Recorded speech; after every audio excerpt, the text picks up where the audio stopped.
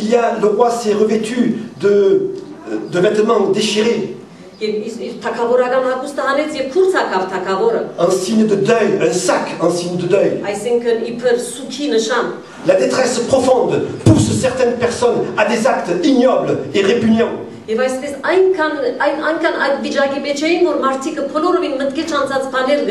Deux femmes se mettent d'accord pour manger leurs enfants à tour de rôle. Après avoir mangé l'enfant de la première, la seconde cache le sien. Le roi, interpellé, déchire ses vêtements. Et en plus de cela, le prophète devient la cible du roi.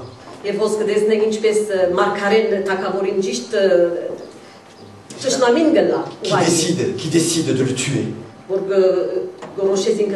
Alors dans ces situations, on s'en prend aussi à Dieu. Souffrance, désarroi, famine, peur, actes indignes, rébellion contre Dieu, et mort. Voilà le but qui est poursuivi par l'ennemi, notre ennemi. Nous ne devons pas oublier que nous avons un ennemi. Satan, l'adversaire de Dieu et des hommes, rôde comme un lion rugissant. Il cherche à dévorer. Il cherche à détruire. Comme pour Job, il est à l'origine de situations extrêmes.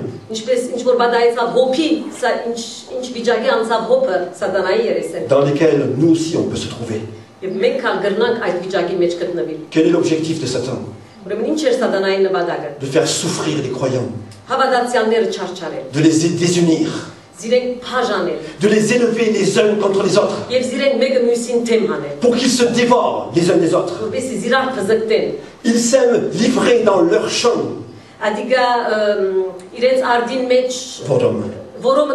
La zizanie dans leur couple,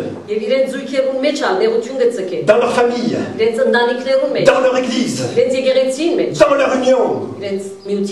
Pour ce qui concerne les familles, ce sont les enfants qui en font les frais. Pour ce qui concerne l'église, ce sont les enfants, les jeunes, les ados qui en font les frais. Les personnes nouvellement croyantes qui en font les frais. Les âmes mal affermies qui en font les frais. Et de ce fait, Satan pousse à la famine spirituelle.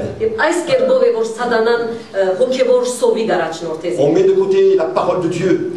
On met de côté la prière. On met de côté l'obéissance et la persévérance. On met de côté la communion fraternelle. Et Satan pousse à des sentiments de déception. Des déceptions de Dieu. D'incompréhension. Et même de trahison. Il semble que le prophète Élisée avait de la part de Dieu encouragé le roi à la résistance. Et voilà le résultat. Satan élève les croyants contre Dieu.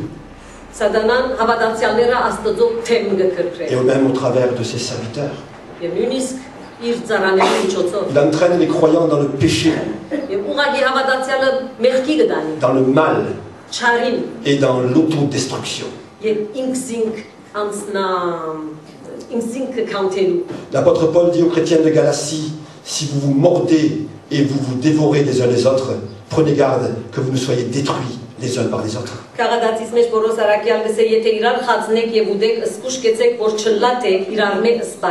Mais dans ce tableau noir à l'extrême, il y a une petite lumière. À Samarie, assis dans sa maison, se trouvait le prophète de Dieu. Au milieu des ennemis, au milieu de la détresse environnante, au milieu du péché et de la rébellion, au milieu d'actes terribles,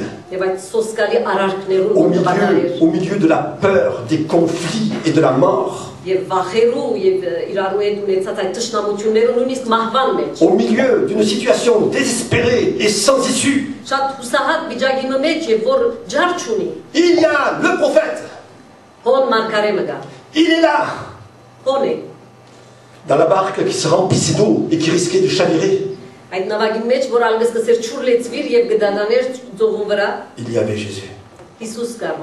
Parmi les 10 000 personnes fatiguées et affamées dans le désert, il y avait Jésus. Dans ce monde en perdition,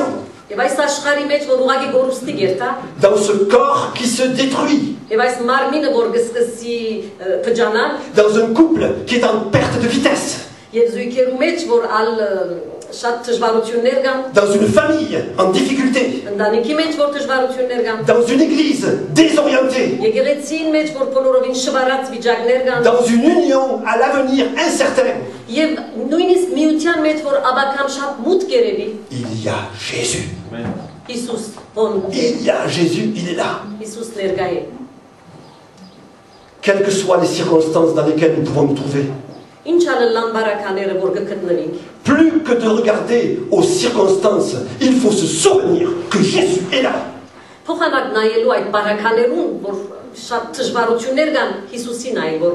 Quels que soient les sentiments de mon cœur, quel que soit l'état dans lequel je peux me trouver, je dois me souvenir que Jésus est là. Quelles que soient les choses mauvaises que j'ai pu faire ou que j'ai pu penser,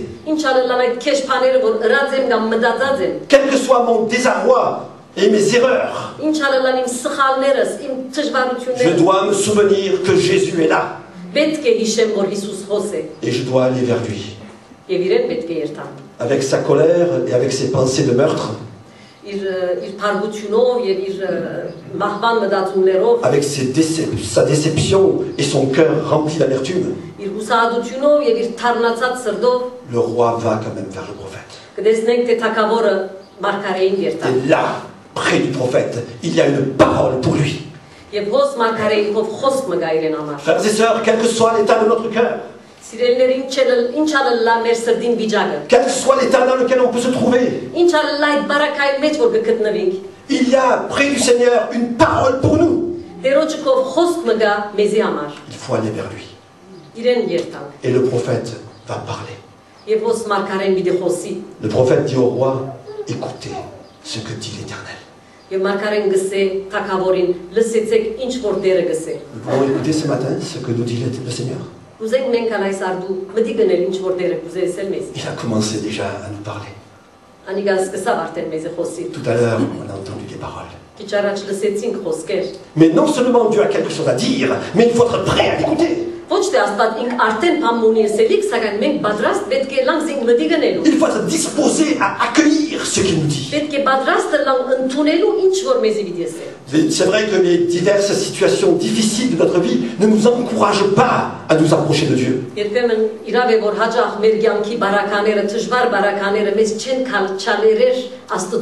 Elles provoquent souvent l'effet contraire. Pourtant, Dieu continue à être là. Et Jésus a bien dit qu'il serait avec nous jusqu'à la fin du monde.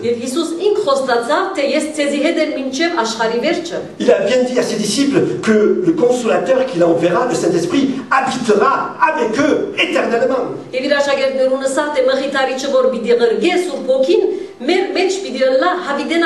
Et Dieu ne s'est jamais arrêté de parler. C'est moi qui me suis arrêté de l'écouter.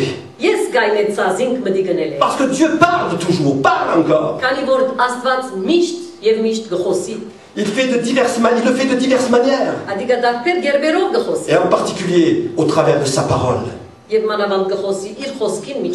Alors frères et sœurs, si Dieu est là,